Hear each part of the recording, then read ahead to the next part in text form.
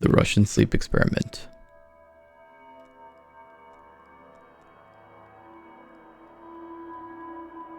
Russian researchers in the late 1940s kept 5 people awake for 15 days using an experimental gas-based stimulant.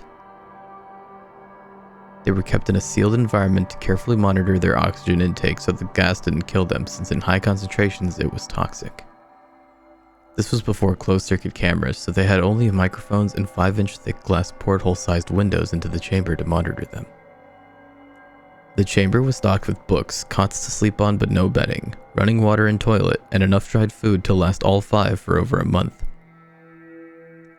The test subjects were political prisoners deemed enemies of the state during World War II. Everything was fine for the first 5 days. The subjects hardly complained, having been promised falsely that they would be freed if they submitted to the test and did not sleep for 30 days. Their conversations and activities were monitored, and it was noted that they continued to talk about increasingly traumatic incidents in their past, and the general tone of their conversations took a darker aspect after the 4-day mark.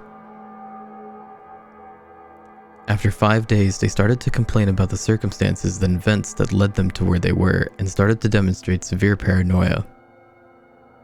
They started talking to each other and began alternately whispering into the microphone and one-way mirrored portholes. Oddly, they all seem to think that they can win the trust of the experimenters by turning over their comrades, the other test subjects in captivity with them. At first, the researchers suspected that this was an effect of the gas itself. After 9 days, the first of them started screaming. He ran the length of the chamber repeatedly, yelling at the top of his lungs for 3 hours straight. He continued attempting to scream but was only able to produce occasional squeaks. The researchers postulated that he had physically torn his vocal cords.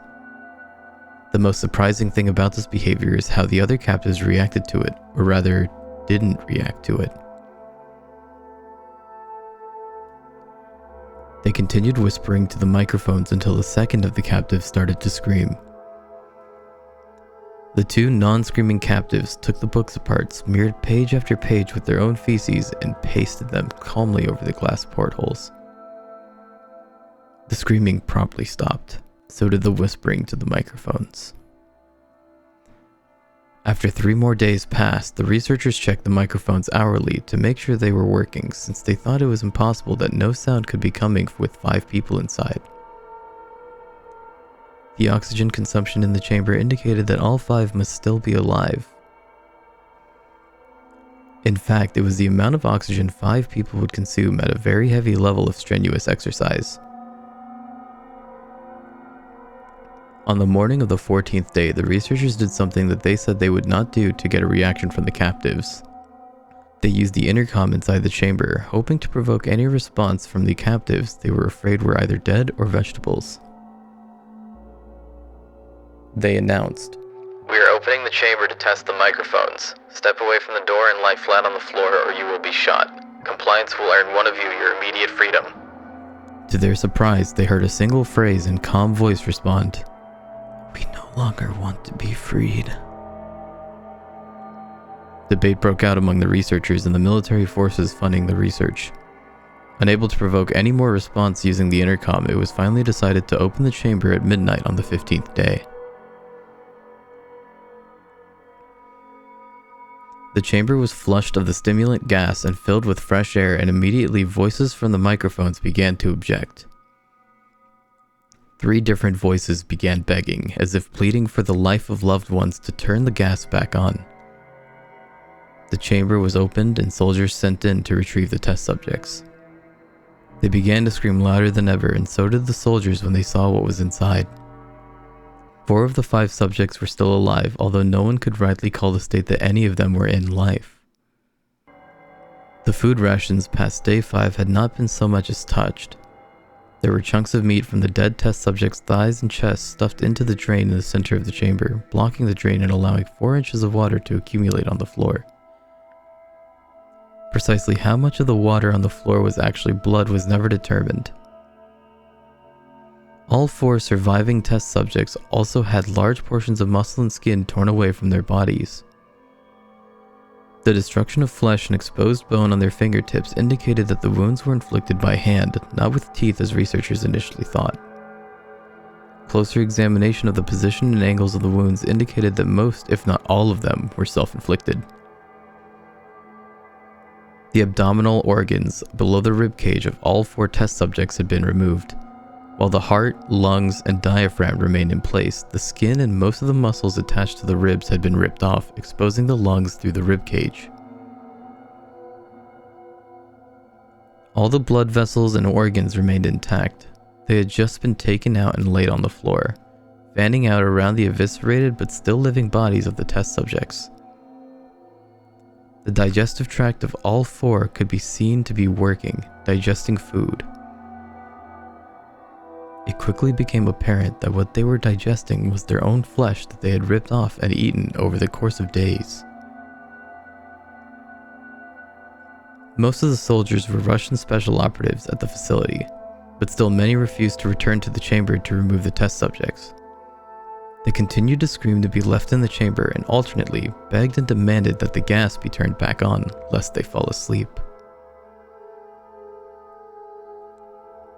To everyone's surprise, the test subjects put on a fierce fight in the process of being removed from the chamber.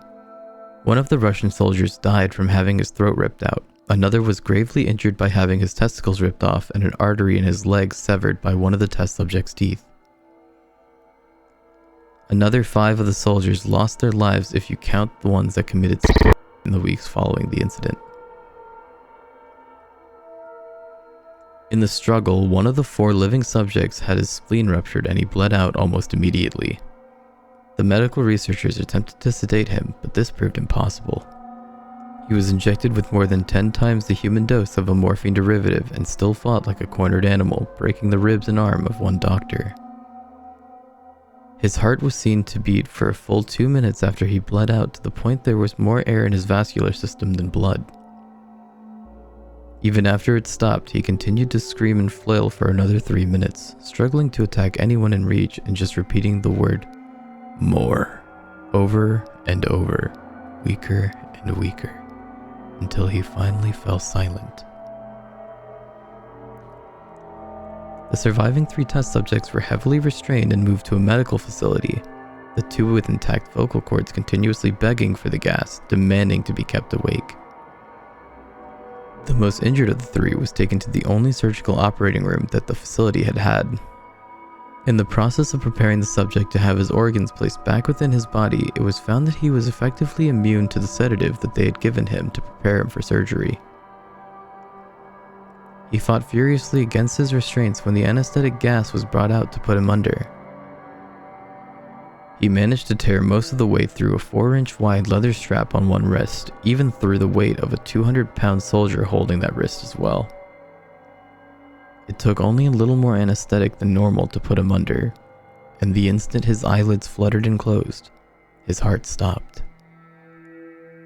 In the autopsy of the test subject that died on the operating table, it was found that his blood had tripled the normal level of oxygen. His muscles that were still attached to his skeleton were badly torn, and he had broken 9 bones in his struggle to not be subdued. Most of them were from the force his own muscles had exerted on them. The second survivor had been the first of the group of 5 to start screaming. His vocal cords destroyed, he was unable to beg or object to surgery, and he only reacted by shaking his head violently in disapproval when the anesthetic gas was brought near him. He shook his head yes when someone suggested, reluctantly, they tried the surgery without anesthetic, and did not react for the entire 6-hour procedure of replacing his abdominal organs and attempting to cover them with what remained of his skin. The surgeon presiding stated repeatedly that it shouldn't be medically possible for the patient to still be alive. One terrified nurse assisting the surgery stated that she had seen the patient's mouth curl into a smile several times whenever his eyes met hers. When the surgery ended, the subject looked at the surgeon and began to wheeze loudly, attempting to talk while struggling. Assuming this must be some drastic importance, the surgeon had a pen and pad fetched so the patient could write his message. It was simple. Keep cutting. The other 2 subjects were given the same surgery, both without anesthetic as well, although they had to be injected with a paralytic for the duration of the operation. The surgeon found it impossible to perform the operation while the patients laughed continuously. Once paralyzed, the subjects could only follow the attending researchers with their eyes. The paralytic cleared their system in an abnormally short period of time, and they were soon trying to escape their bonds. The moment they could speak, they were again asking for the stimulant gas.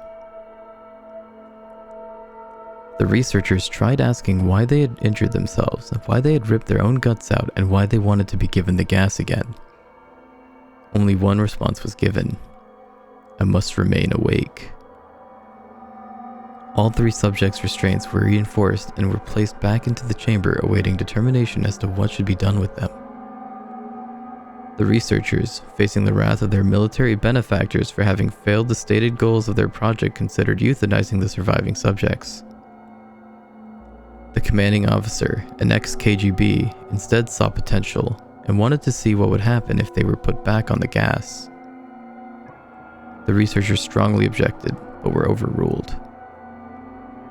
In preparation for being sealed in the chamber again, the subjects were connected to an EEG monitor and had their restraints padded for long-term confinement. To everyone's surprise, all 3 stopped struggling the moment it was let slip that they were going back on the gas. It was obvious that at this point, all 3 were putting up a great struggle to stay awake. One of the subjects that could speak was humming loudly and continuously. The mute subject was straining his legs against the leather bonds with all his might. First left, then right, then left again for something to focus on. The remaining subject was holding his head off his pillow and blinking rapidly. Having been the first to be wired for EEG, most of the researchers were monitoring his brainwaves in surprise. They were normal most of the time, but sometimes flatlined inexplicably. It looked as if he was repeatedly suffering brain death before returning to normal. As they focused on the papers scrolling out of the brainwave monitor, only one nurse saw his eyes slip shut, and at that same moment, his head hit the pillow. His brainwaves immediately changed to that of deep sleep, then flatlined for the last time as his heart simultaneously stopped. The only remaining subject that could speak started screaming to be sealed in now. His brainwave showed the same flat lines as the one who had just died from falling asleep. The commander gave the order to seal the chamber with both subjects inside, as well as 3 researchers.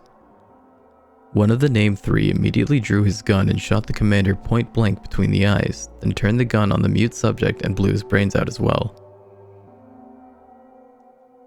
He pointed his gun at the remaining subject, still restrained to the bed, as the remaining members of the medical and research team fled the room. "I won't be locked in here with these things. Not with you," he screamed at the man strapped to the table. "What are you?" he demanded. "I must know." The subject smiled. "Have you forgotten so easily?" the subject asked. "We are you. We are the madness that lurks within you all, begging to be free at every moment in the deepest animal mind. We are what you hide from in your beds every night. We are what you sedate into silence and paralysis when you go into that nocturnal haven where we cannot tread."